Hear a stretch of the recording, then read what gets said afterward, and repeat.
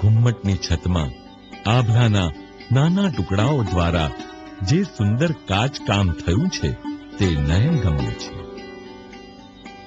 હાલનું આ મંદિર ઈસવીસન 1792માં શ્રી ગોપાલ જગન્નાથ તાંબેકરે ₹1 લાખના ખર્ચે બંધાવ્યું હતું. પાષાણના સ્તંભ અને ઈંટની દિવાલોથી બનેલા આ મંદિરમાં 168 ફૂટ બાય 151 ફૂટની ચોરસ બેઠક પર પ્રત્યેક બાજુએ 12 રાશિ પ્રમાણે 12 પગથિયાં બાંધેલા છે.